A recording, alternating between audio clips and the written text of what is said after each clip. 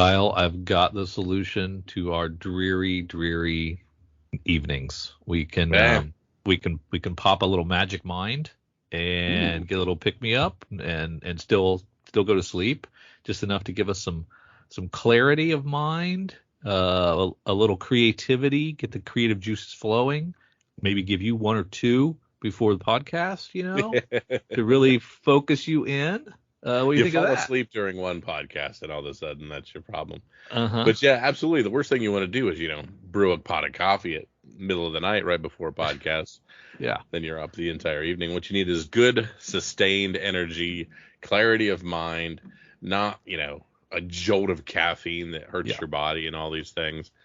Absolutely. And Magic Mind does all that stuff and has that. Okay, matcha. I want to talk about matcha, Drew. Okay. All right. The green vegetable matcha, that buzzword, that superfood. I didn't think I'd like matcha. I Uh-huh. am starting to like matcha, and that's one of the big key ingredients here is that lovely green superfood that has the benefits of all the keeping you goings. Yeah. And it's cool stuff. It's pricey, Mm-hmm. matcha is, but they stick it in this with some great other ingredients, all natural stuff. But you can get it through us with our code. So we want you to check out this Magic Mind elixir. Check this out. It is go to magicmind.co/comics fun profit. And elixir really is the perfect word for it. It's a nice little elixir. It's very cool. Yes, for sure. If you feel you want to try this out, go to magicmind.co/comicsfunprofit and use our code. You can get 20% off of an initial one-time purchase or up to 56% off of a subscription. So if this sounds good to you, go to magicmind.co/comicsfunprofit and use our code CFP. You can get up to 56% off your subscription for the next 10 days with the code CFP, or you can just use that discount code CFP at magicmind.co/comicsfunprofit to get 20% off a one-time purchase. Just to sample, dip your toe, check it out. Aloha! It's Jason from Hawaii. Welcome to a special edition of the Comics for Fun and Profit podcast. In this episode, I will be interviewing comic book creator Anya Davidson. She is here to promote their latest book, Night and Dana, from Graphic Universe. It's an imprint of Lerner Publishing Group. This original graphic novel comes out on September 12th. Anya, welcome to the Comics for Fun and Profit podcast. How are you doing today? I'm doing great. I'm having a really pleasant day. Thank you for asking, Jason. It's great to be here. No, thank you very much. And listeners, I'm going to let you know you may hear another voice in the podcast. And Anya, do you want to introduce your cat? Well, now that we've brought it up, she's going to be silent. But yeah, my cat Pip she's very talkative, and so she might chime in to let us know that she's here. And that's completely fine. That's going to be great. Listeners, I'm sorry. I know we're doing an audio podcast, but it's so cool to see Pip pop her head up. It's so cool. But anyway, okay, I'm going to continue on now. Anya, I just want to go over some of your previous works.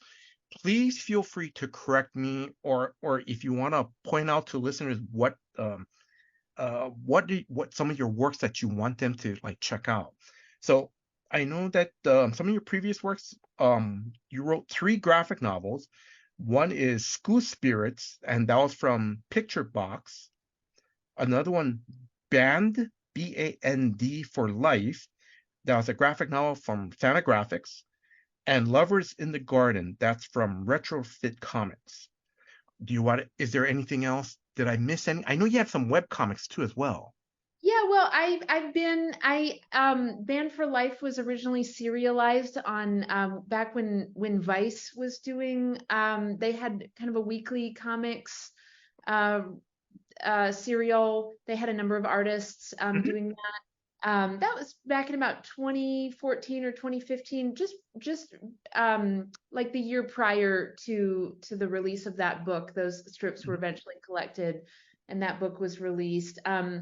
And I also do some comics journalism. So I've worked for the Nib, which I'm gonna miss. I think a lot of folks are gonna miss the Nib. I've done right now I'm working on a piece for New City Magazine, which is a free paper here in Chicago. So I do fiction and nonfiction, and I've been making comics for many years. Although I'm sure most folks haven't are not aware of my work. Hmm. I'm an indie cartoonist, and I've also been self-publishing zines and things for many years, and there's an amazing comics community here in Chicago of folks who are really into DIY, so I've been very into that for a long time.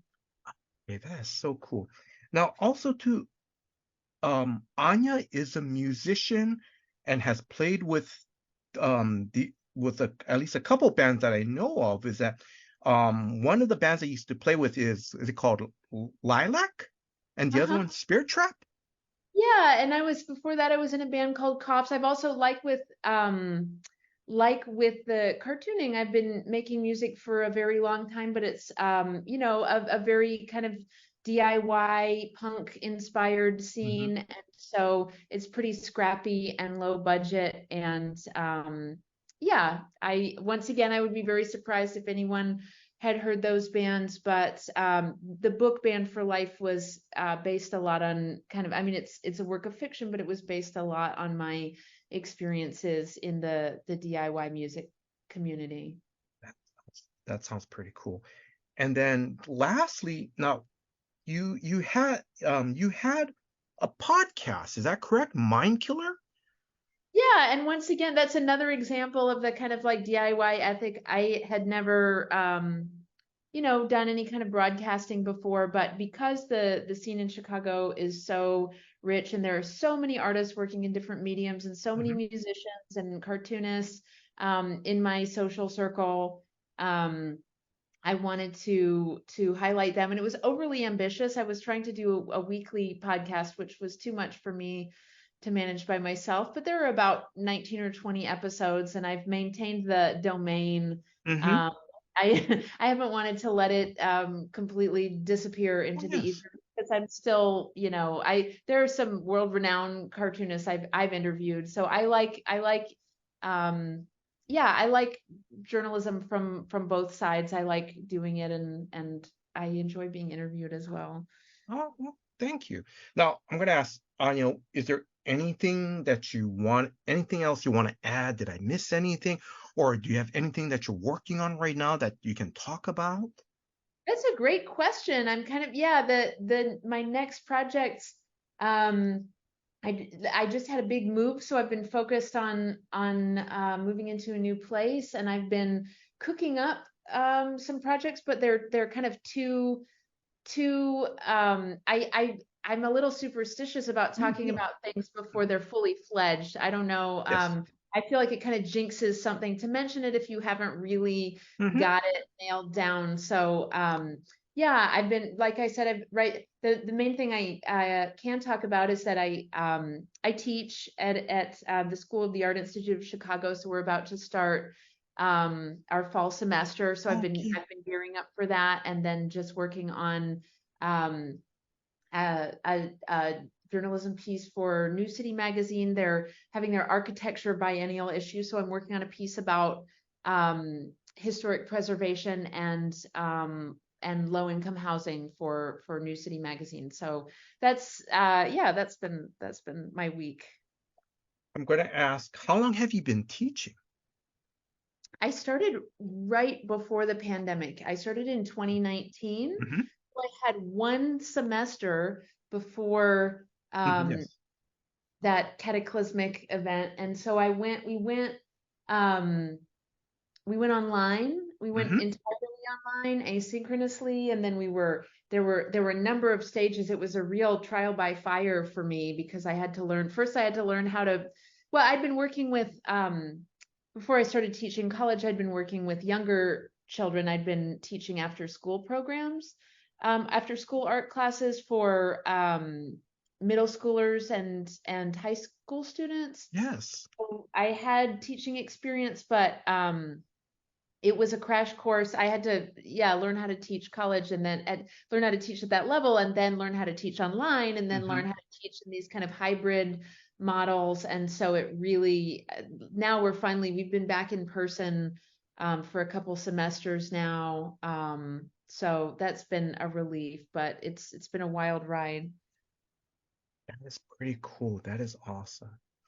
Now, before we start getting into the interview, I just want to give a shout out to Hannah Bahedri of Superfan Promotions for setting up this interview. And Hannah, thank you very much. I want to, for setting this up and for the advanced copy. And also to Hannah, thank you for asking us, the Comics for Fun and Profit podcast, to interview Anya. Would you like to add anything to that? No, I'm very grateful to be working with Superfan Promotions and the marketing team at Learner as well, at Graphic Universe. So we've already talked about, the graphic novels that you wrote, that, some of the bands, you have some music videos, your podcast, because this is the perfect segue to go, where can people find you on social media and your website?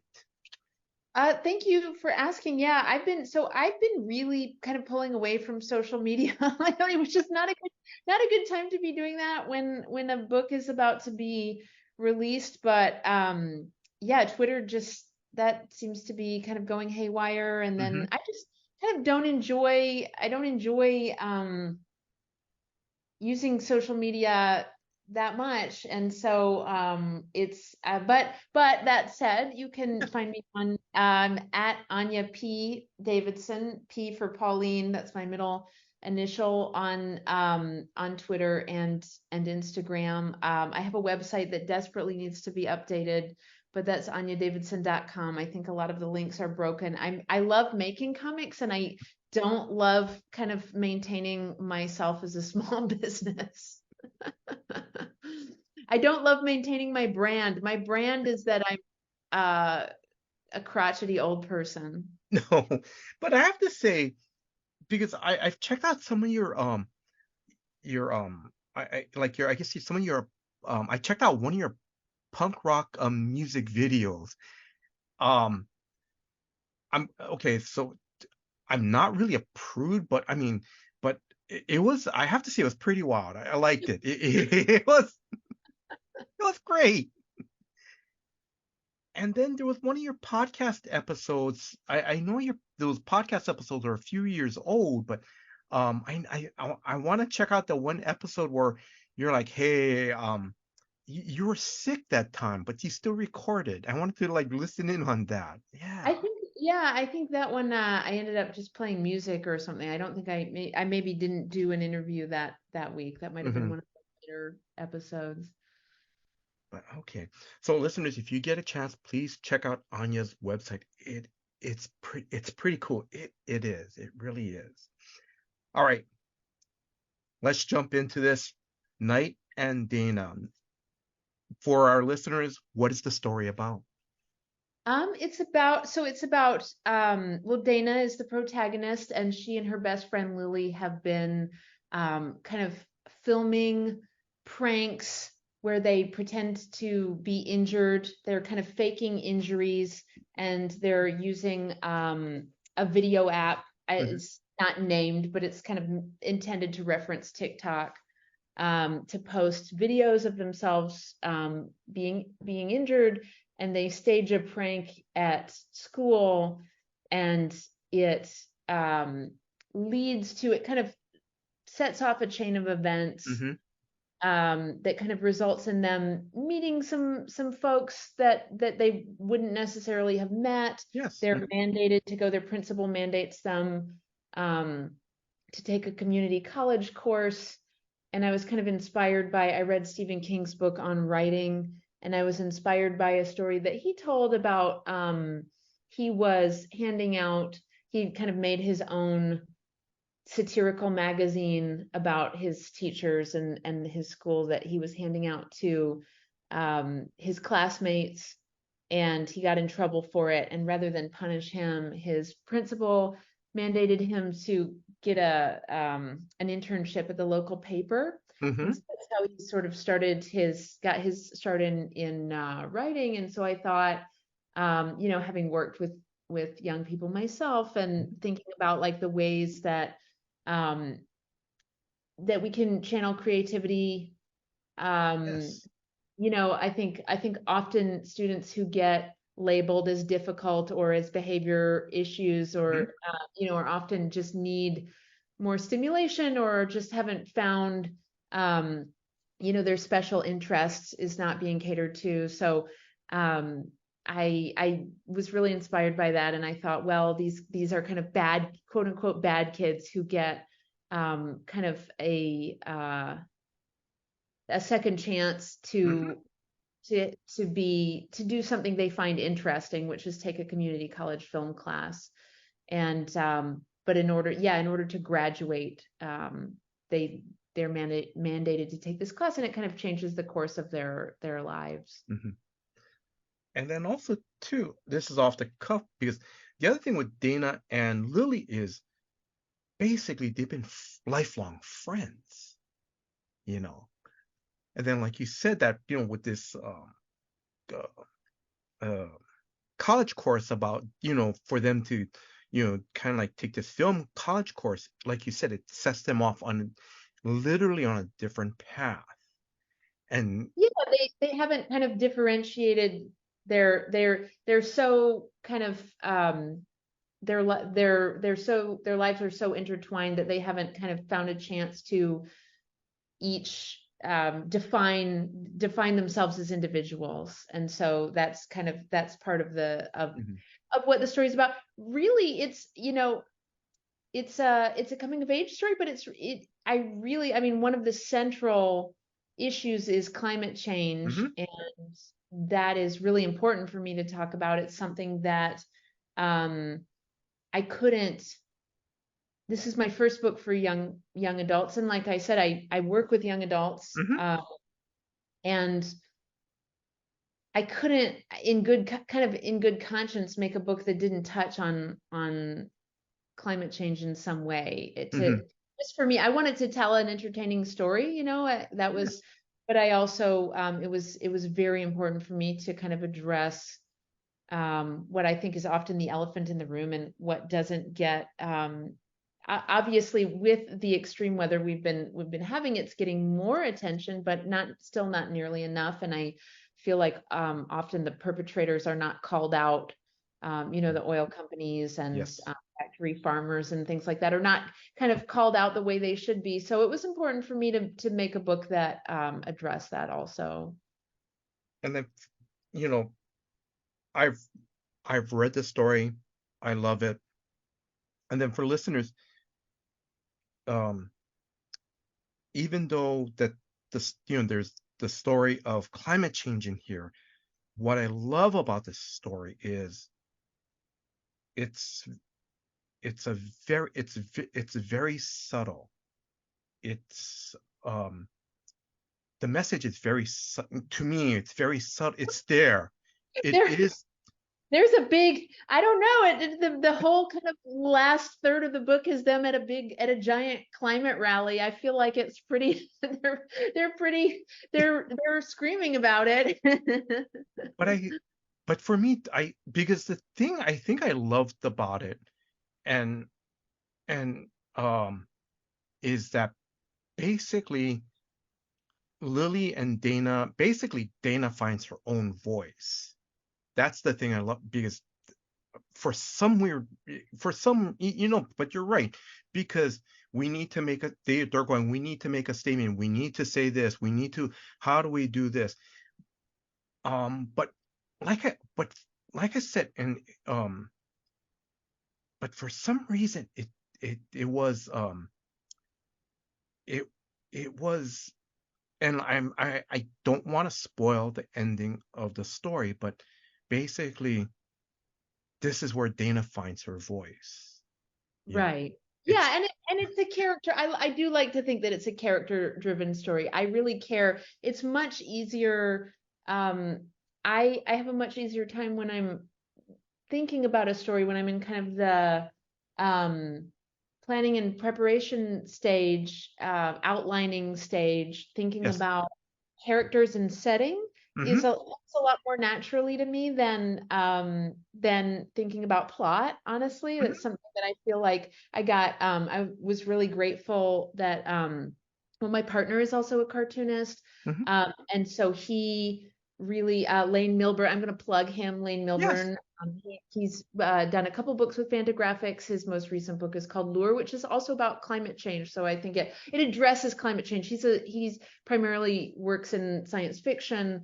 So there's a science fiction concept there in his Yes. book, but it's something we talk about over dinner, something we think about a Yes. lot. He helped me a lot with the kind of third act of like Mm-hmm. with the ending of the story, Yes. and so did Greg Hunter, my editor at Graphic Universe. So I got help with some of the plotting because I love characters. I love Yes. thinking about just kind of small moments Mm-hmm. with strong personalities, just kind Mm-hmm. of going about their daily routines. And I love places. I loved developing Boca Bella, the town, the fictional town Mm-hmm. where the story is set. So I did put a lot of effort into that, and so I think that's what it sounds like. If I'm interpreting what you're saying correctly, that yes, there's a climate change message, but also it's about these individuals. The story is about individuals. Yes. Yeah. That's what it is. It's the book, because the book's about the characters and the focus. Because I love Dana. I That makes me so happy. I really do, because is one of the she is one of the best well-rounded characters I have read in a long time. I mean, I can feel her struggles. Okay, let me take a little step back to let listeners know. Yes, I am a middle age. I'm in my mid 50s, and and it's, well, how can I relate to a teenage character? But yet I can't, because she's so well rounded. I can feel her struggles, her heartbreaks, and like I said, I'm not going to give up. I don't want to spoil the rest of the story, but it's just I really identified strongly with her. That You know? means the world to me. I'm so grateful to hear that, Jason. I really appreciate you saying that. She's dear to me, and I love her. And I read a review. I try not to read any reviews Yes. because I'm very sensitive. But I was looking for something else, and I accidentally caught one out of the corner of my eye, and someone said like, "Oh, I loved Dana even when she was being an asshole," and I was like, yeah, that's kind of she's not always pleasant, but Yes. she's real. I mean, to me, Yes. and she is like genuinely trying to do her best or figure out what her best can be. Oh, yes. And it's already um because Dana is just like any typical teenager. It's like, Dana is kind of like is kind of like would be considered as an outsider, because she's a nerd, you know. She loves she loves the horror genre. Her whole room is filled with horror genre figures, posters, and yet at the same time too, what I love about her is that it's she also has these cute plush stuffed animals on her bed, and it's so cool. And the other thing too is that um she is also has been thrust upon um taking care of her little brother, and she does it very well. She doesn't ignore him. She goes, "Oh, I have to go babysit." Whenever Lily says, "Oh, let's do this," or "We need to do this," she goes, "No, I have to go babysit."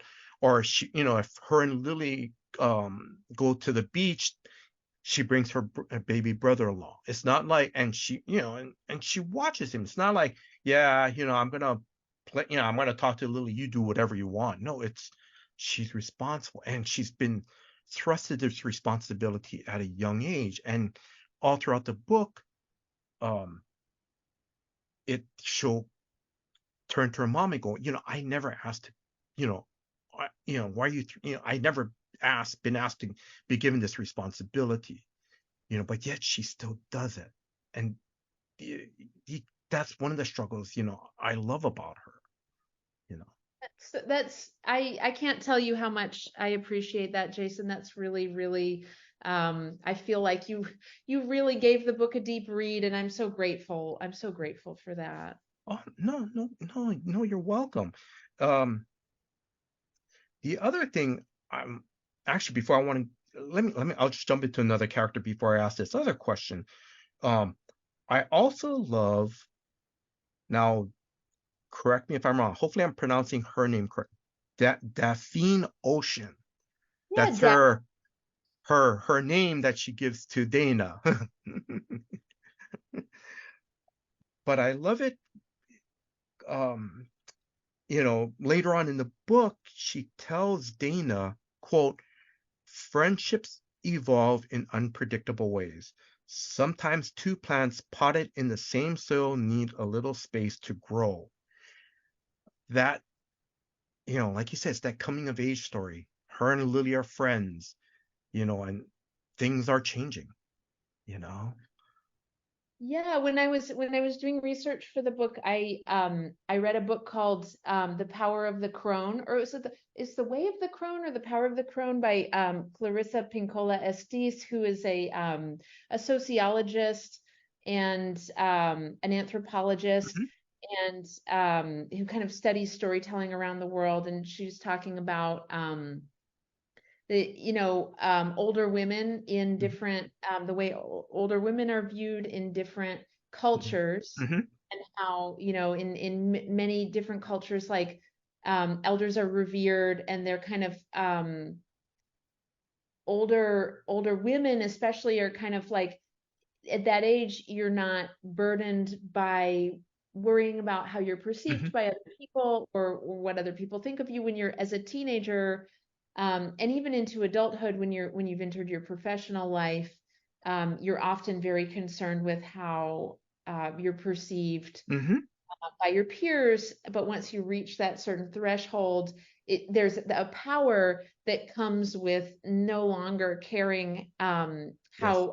how you're perceived. And so I wanted her to kind of represent to Dana the power of just like fully embracing your passions and your interests, and not, Yes. and just kind of doing your own thing without consideration for being cool, or being Yes. liked. And yeah. Because that's the funny thing. It's not the funny thing. I'm sorry. Let me rephrase that. But what I love about the relationship between Daphne and Dana is that there's also a little bit of the passing of the baton from one generation to the next. And, Absolutely. Yeah. And another, I was also thinking, Harold and Maude is one of my favorite films. I love the Mhm. character of Maude. Yes. I feel like older women just, as we all know, get very little kind of representation in film Yes. or Mhm. in literary fiction. It's just so, I think it's refreshing to see, a character who is just kind of, um, a little bit ageless, but also, Yes. yeah, sharing some wisdom with younger people. Because the other thing I love about Daphne, and we're gonna because um not only is she passing on her wisdom to Dana, but she's also passing on, you know, the climate, this is what's happening to our world, the climate change. You because there,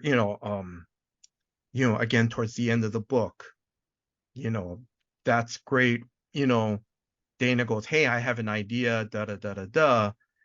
And then Daphne goes, you do it. And I love that. That was great.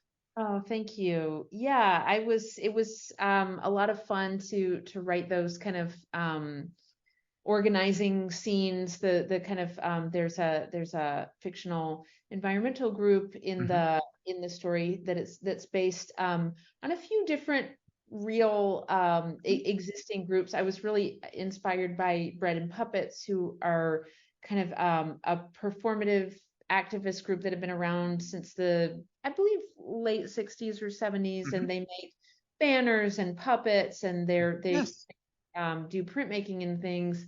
So they're visual artists and activists, which is something I find compelling. So them, and then the Sunrise Movement, which is a movement for specifically for young climate activists. But so I really enjoy reading and researching, and I put I tried to put as much specificity and kind of Yes. real world. Everything that I make up is kind of informed by real movements or real places, even if it's fictitious. So I enjoyed doing that research about activist organizing, and I enjoyed writing those scenes as well. But it's really nice because it's nice that you did all these research, because it's grounded in reality. Because because I'm going to say it's because if someone else reads this book and they see the climate activist groups, they go, oh my, this is kind of like that group, and they'll recognize that. That's my hope. Yeah, and I think even I tell I teach a comics journalism course at SAIC. As I was saying, I do fiction and nonfiction, and I tell my students that a love of research is going to benefit you whether you're interested in telling fiction or nonfiction stories, and that, like, look at George R.R. Martin. All of Game of Thrones is based on, I don't remember which conflicts. It was the Wars of the Roses or the Tudors. I don't. My British history is very, very rusty. But that he was a journalism major, and that his fantasy, part of the reason his fantasy is so effective is that he was studying real world combat maneuvers and real world basing a lot of the settings and events on real historical conflict. So I think whether you're interested in writing high fantasy or creative nonfiction or anything in between, it's just, I think, curiosity and about the world and a love of research is just, it makes life fun to it just adds dimension to your life if you're always kind of seeking out new information. Yes. One thing I want to point out, because when you start to talk about research, you mentioned, was there was there a reason why you use for the climate, for the because one of the climate changes that affect that's presented in the book is called the red tide. Was there a reason why you wanted to use that instead of, say, like a hurricane or something, hurricane, I thought about storms, sure, because I mean I was born in Sarasota, Florida, and spent the first few years of my life near there in South Florida. My family later moved, but we still had family friends, for long after we would go to visit around the holidays and things like that. We had kind of my parents had a pretty well established friend group there, so we would go back to visit pretty often, and they were, they've been so badly affected by climate change in that region, by storms and by the red tide. But I thought it was a kind of a very direct, very powerful symbol that it affects me to see images of those fish kills. It's I love animals. I've been a lifelong animal lover, and there's something about that in particular, and that also spoke kind of more to the horror imagery too in the book, which the kids are but horror fanatics and love gore and special effects makeup and things like that. And so I think there was kind of more of a one-to-one visual representation of the kind of horror of climate change when you see when you see these beaches littered with corpses for miles. It's a really powerful kind of visual state. It upset me to do those drawings. It was really hard for me to work on that part of the book, and I thought, well, if this is painful for me, then it might elicit some kind of a feeling in folks. And I think that, like, storytelling, I think in good stories elicit powerful feelings or powerful emotions in people. So Because the interesting thing I loved about you using the red tide, it's like you said, it's the effect of how climate change is right now. Because I remember, now correct me if I'm wrong, because in the book, because like the red tide is like a harmful algae bloom, and it needs warm water, so the oceans are heating up. But then also on top of that, because if I remember correctly from the book too, is that there's I think it was like some of these like chemical plants or something they use, like like the fertilizer is sometimes dumped into either into fresh water and finds its way into the ocean, but that also feeds into the blooms as well too.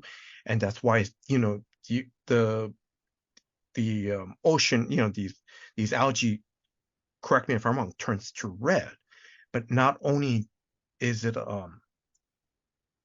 and it kind of comes without warning. It's not like a hurricane where we're tracking this and it's going to hit here. It just sometimes appears, and like you said, it releases neurotoxins. It kills fishes. It kills all types of sea life.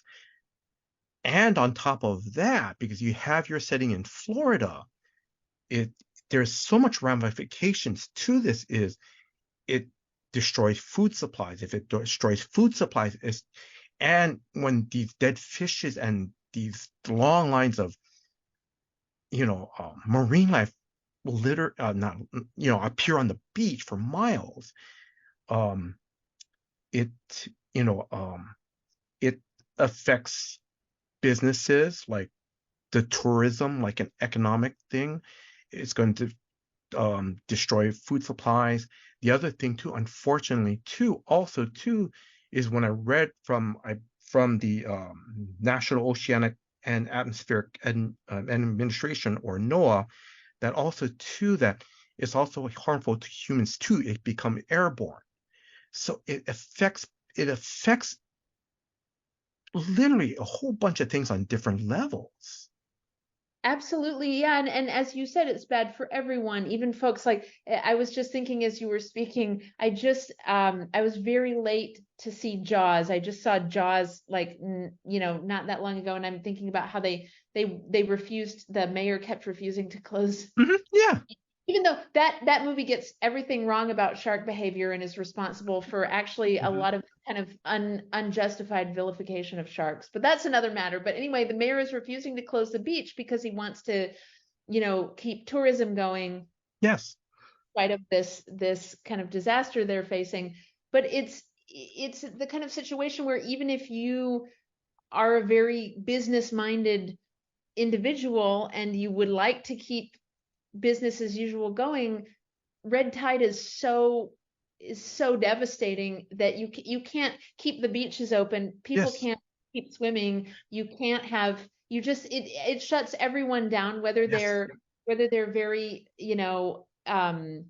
ecologically minded or not. You just can't ignore it, which is another reason that it's just like, yeah, it's seasonal. It's become, it has kind of always been a fact of life in Florida, but because of the ocean warming, it's kind of ramped up to the point where it's like every I believe spring. It's just like it's coming more regularly and it's Yes. staying for longer. The effects are being felt for longer. So it is really it's a disaster for everyone. Yes. And the other thing, and for listeners too, that because when I did a little bit of research on the red tide, Noah has also mentioned that it's not just Florida, but now it's like a lot of coastal areas are being affected by this. You know, so it's like, oh my, yeah, it's like, ew, But yes, I'm gonna say the interesting thing, and you can correct me if I'm wrong, because when you mentioned it's like, for businesses that want to continue like this to keep going as business as usual without trying to change anything to, stop dumping fertilized waste or whatever into the oceans. But in some sense, and again, please feel free to correct me if I'm wrong, but it's almost sort of like paralleling Dana's growth in the book. She's trying to keep business as usual, sort of, and correct me if I'm wrong, but she wants to still maintain her friendship with Lily, but Lily, has found someone else, and then, I think Lily, I think they love each other and I think they will continue to, I think they were like a profound formative influence on one another. mhm, And I think they wouldn't be the people that they ultimately become, were it not for that influence. And I do think that often friendships ebb and flow. There are yes, moments when you just kind of have to set off on your own course. And then I could see them, I feel like they're the kind of friends who will probably, keep in touch yes, here and there for the rest of their lives. But they just, yeah, Dana needed to assert herself and learn to assert herself. And yeah, just and I think she was, I know it's a familiar story in some ways, but for me it was very important for me to leave home and come to a city. It was very important for my growth to get out of my environment mhm, to come somewhere that there were more job opportunities, yes, more learning opportunities, more growth opportunities. And yes, um, I wanted to address that too because you mentioned something in our emails that I thought was so perceptive. You mentioned you were talking about how Boca Bella, when there's a moment when I'm kind of describing the town and I'm yes, describing Dana's relationship to the town, and I'm saying, if you want to stay in Boca Bella, there are only a handful of options to you. If you yes, want to stay and make a living there, you can be a house cleaner, mhm, or you can major in hospitality, yes, or because all of the jobs are geared around tourism, and I mhm, imagine it's similar in Hawaii, yes, in some ways as well. I grew up, yeah, I was born in Sarasota, raised around there for a few years, and then my parents kind of on a whim moved to Prince Edward Island in Canada, which is right above Maine. It's like yes, and so I spent 9 years of my life there, and eventually my parents split up, blah blah. It's a very long story. We absolutely do not want to get into it, but um that was the case on Prince Edward Island as well. It was like you could be a fisherman, you mhm, could be a lobster fisherman, a potato farmer, or you could work seasonally in the hospitality industry, mhm, um, in hotels and restaurants. And so, and kids who wanted more opportunities had to leave. And so I think a lot in kind of tourist areas about the kind of imbalance of power between the yes, people visiting and the people who are kind of waiting on them. mhm, And that was something I just wanted to do a little meditation on that too in the book. Um, have Dana kind of contend with that. because,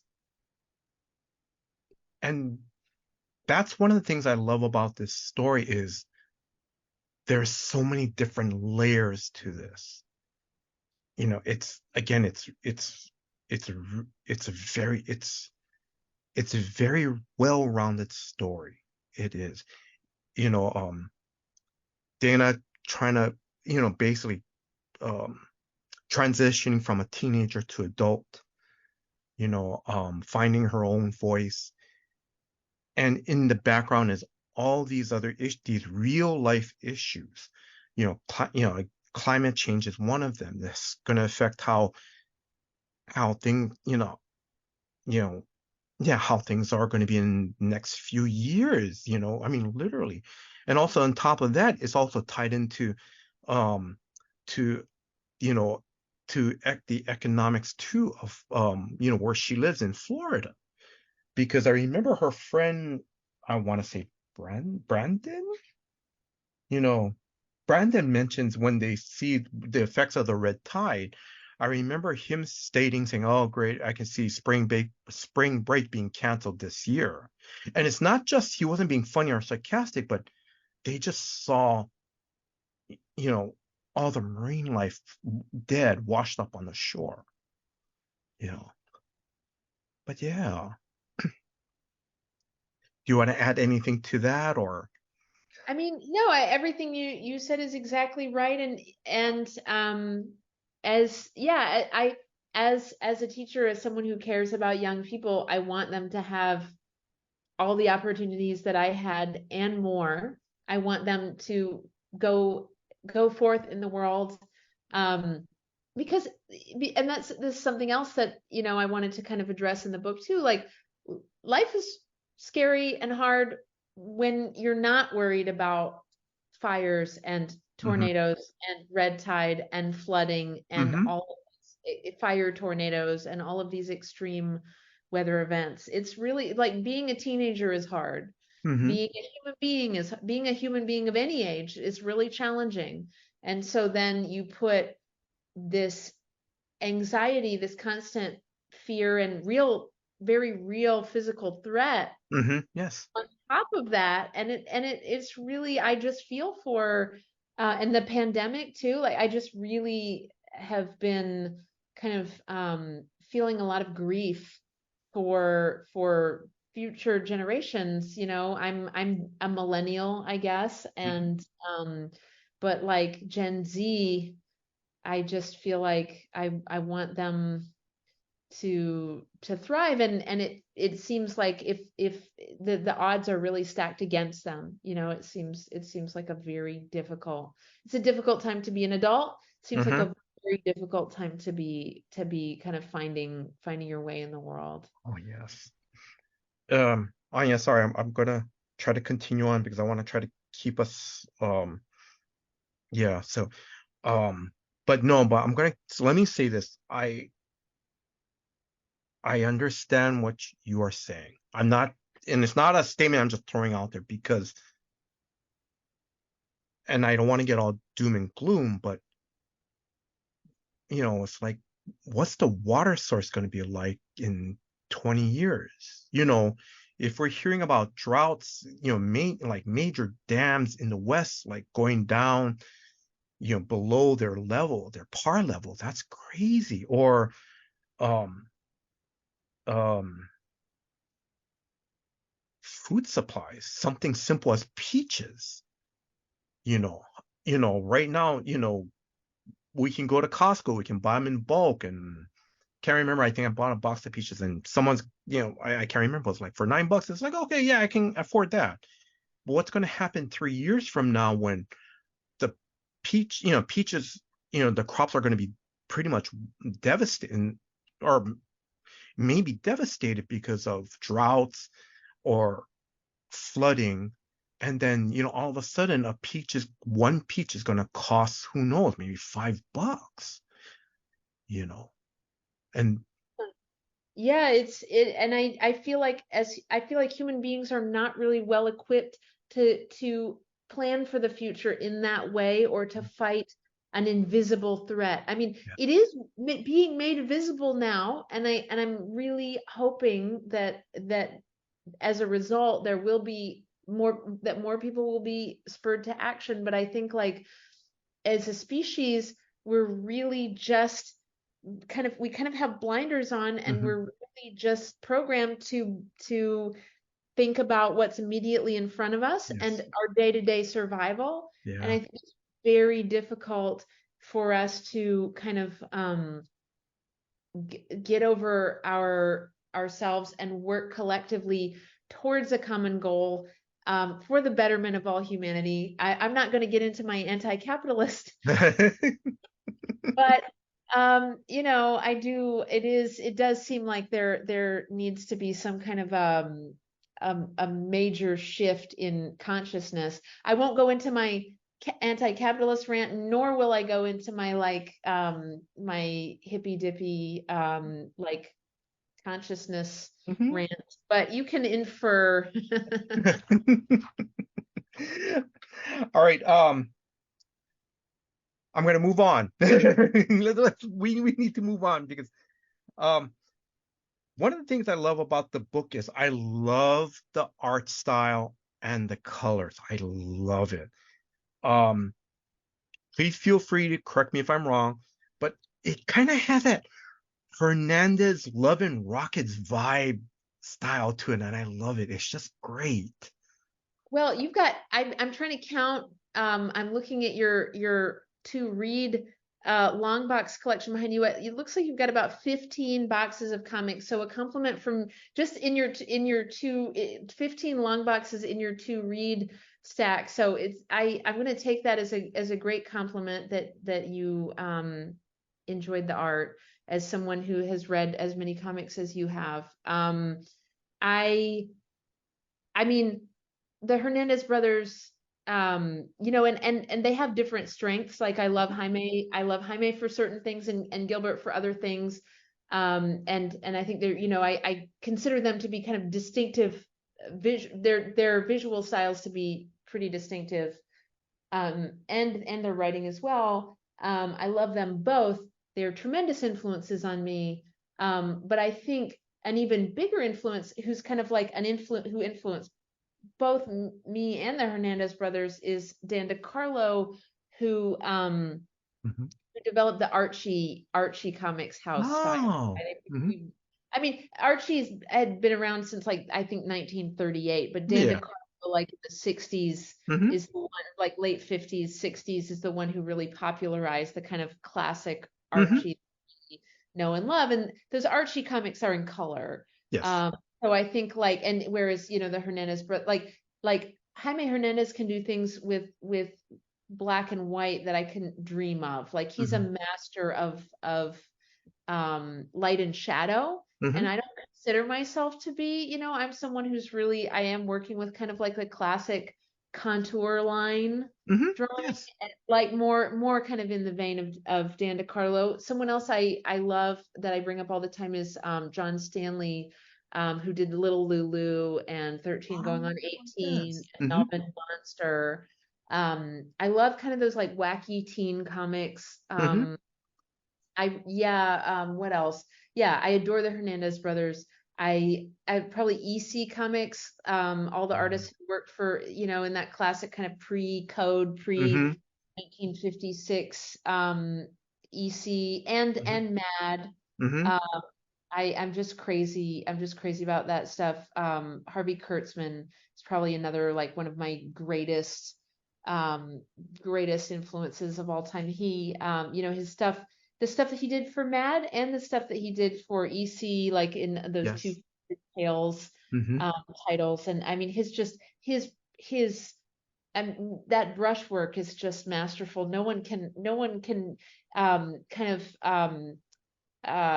what's the word I'm looking for? No one can abstract the figure in the way that he does. He's just an absolute genius. In the beginning of the book, you mentioned for Doris and Sherry. May I ask who is Doris? My mom and grandmother. My grandmother, who just turned 91, and my mother, who I'm very close with. So that's two generations of the Fleischer family.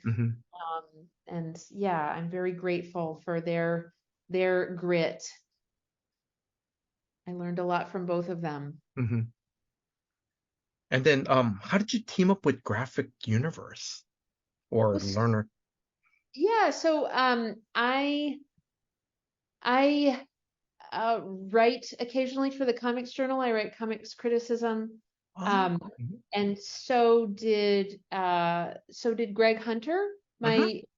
my editor. He has since left to pursue an entirely different field. I think he's working in the mental health field now, but he is a brilliant comics critic. He wrote a book about the artist Dash Shaw.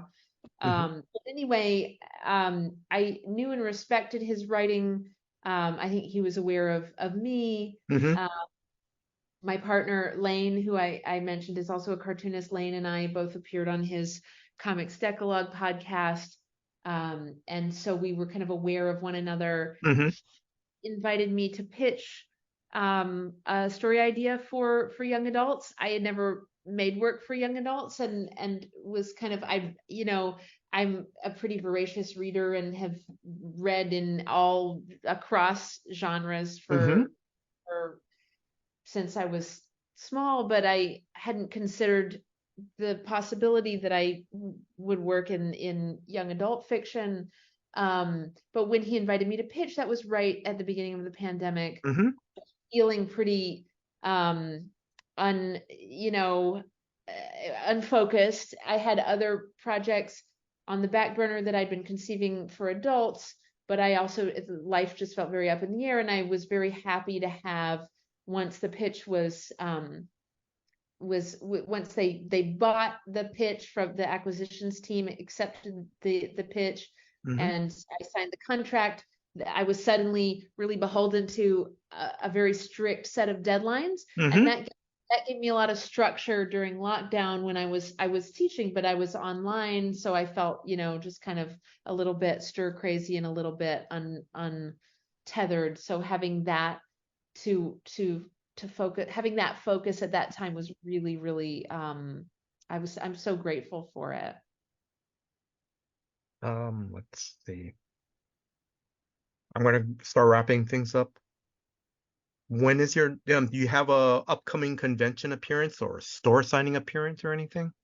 Not that I know of. That may change.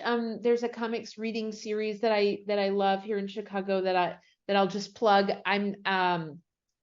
It's I'm going to a wedding on October 7th, which is their next meeting, but Mm-hmm. it's Zine Not Dead, which is a quarterly performative comics reading series that happens here in Chicago. The Chicago comics community is just yesterday there was a fest called Zine Mercado here, where it's just very kind of grassroots DIY Mm-hmm. publishing and printmaking community here. So there's all kinds of events happening all the time. I'm sure I will pop up at something, but no, I've been doing print interviews and podcasts, and I did the American Library Association conference, which happened in June with Learner, but that was a really exciting experience, Mm-hmm. meeting all those librarians. That was very, very cool. But Yes. I'm just going to do whatever Graphic Universe tells me, Mm-hmm. but nothing specific on the horizon. Have you and your family been to Hawaii? We have not. I've never been, and I know it's one of the most phenomenal places on Mm-hmm. earth. And Yes. I'm really interested in organic farming and the kind of Yes. Mm-hmm. willing workers on organic farms, that woofing community. And I know I follow some farmers who work with like some permaculture, Oh yes. who are, and some vegan foodies who are Mm-hmm. active in Hawaii. So I'm aware of that community, and I'm just, enthralled. But I haven't been, and I know there have been some, I won't get into a discussion about Hawaiian sovereignty, Oh, but yeah. I Yes. I know that, there it's content that tourism that can be a little contentious, and so Yes. Mm-hmm. I'm sensitive to that. Mm-hmm. Okay. No. Thank you very much. All right. Last question. Any closing words to our listeners? No, I'm just so absolutely delighted to have been invited here to speak with you, Jason. It's been such a pleasure. Couldn't have asked for a more pleasant way to spend an hour, and I'm just really grateful to anyone and everyone who are your loyal listeners, and yeah, so happy to make your acquaintance. Anya, mahalo. Thank you very much in Hawaiian. Thank you for your time. Thank you for giving me an opportunity to interview you. I wish you all the success with Knight and Dana. I also want to thank Hannah of Superfan Promotions for help setting up this interview and for the advanced copy. Hannah, thank you very much. Now, if you are a new comic book reader or a lifelong comic book reader, please check out Knight and Dana from Graphic Universe. It's an imprint of Lerner Publishing Group. This graphic novel comes out on September 12th. I love this graphic novel because to me, it captures the real struggle of a teenager trying to find her place, her voice in this world. And as me and Anya talked about, she's just trying to find her voice. And yet on top of that, there's other things that are outside stressors as climate change is also, that's affecting where she lives. And even though climate change may sound like a little bit of a doom and gloom thing in this book, the book ends on hope. I want to make that clear to people. It ends on hope. Anya, I'm being serious on this. For comic book fans, who have teenagers who love reading comics, I recommend this. I highly recommend that you get them a copy of this book for them. It's, like I said, I love it. I love the character of Dana. The struggles that she goes through. She finds her voice. The passing of the baton from what Daphne is teaching her, to make a change in the world. Because Daphne's already going, I'm still fighting the fight, but you need to carry this on too. And I love that. I want to thank Drew, the co-host of Comics for Fun and Profit, for putting this episode together. Drew, thank you very much for all your hard work behind the scenes. And if you are a new listener, please check out new episodes of Comics for Fun and Profit. It comes out every Saturday. And I want to thank you, the listeners. Thank you very much for your time. Thank you for listening to this episode. Until next time, guys. Aloha. Aloha, Jason. Thank you so much for having me. No, Anya, thank you very much. It's time for our summer patron giveaway. Yes, this time we're doing a prize pack of selected comics, some swag, some special stuff, gifts from Jason from Hawaii, so some Hawaiian goodies, all kinds of fun stuff to share our love to you, the patrons. So if you would like to be included in our summertime giveaway, just become a patron at any level between now and Labor Day. So it's a summer giveaway, and then after Labor Day, we will pull a patron randomly from the stack and send you a prize pack. Now, not only do you get entered to win, you got to be in it to win it, by the way. That's what they say. You get on-air thanks and show note shout-outs, priority inclusion of your feedback and questions or comments into the show, access to our patron-only Slack community, very popular, exclusive content. You get bonus episodes that nobody else gets. You get early access to bonus episodes or regular episodes. You get them ad-free. You get them unedited. Sometimes that's a blessing and a curse, depending on your feelings there. All kinds of fun stuff. And the levels go up, you get more stuff.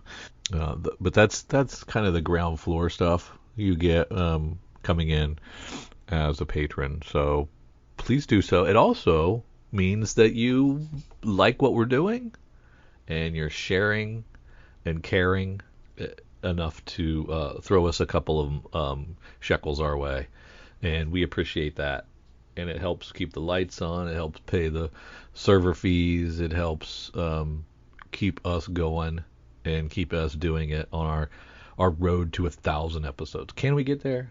I hope so. But everything's going up.